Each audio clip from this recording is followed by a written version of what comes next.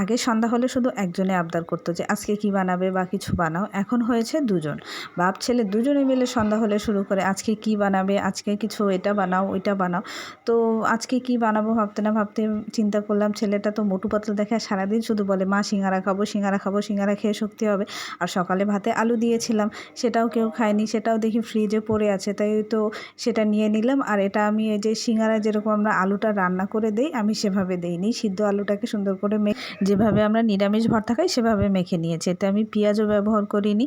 তো এটাকে মেখে বড় করে একটা রুটি বেলে তার উপরে এরকম সুন্দর চেপে চেপে দিয়েছি। তারপরে উপর থেকে একটা রুটি দিয়ে দিয়েছি।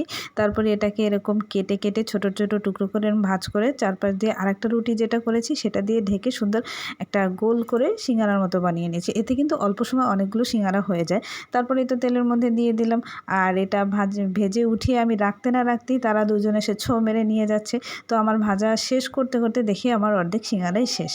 তারপরে অল্প কয়টা প্লেটে বেঁচেছিল সেগুলোকে নিয়েই আমি এই ছবি তুললাম, আর ভাগেও অল্প কটা পেলাম। এটা সস দিয়ে খেতে সেই মজা হয়েছে, একটু অন্যরকম স্বাদের সিঙ্গারা, খেতেও মজা লেগেছে। আর যাদের জন্য বানিয়েছি তারা তো খেয়ে শেষই করেছে।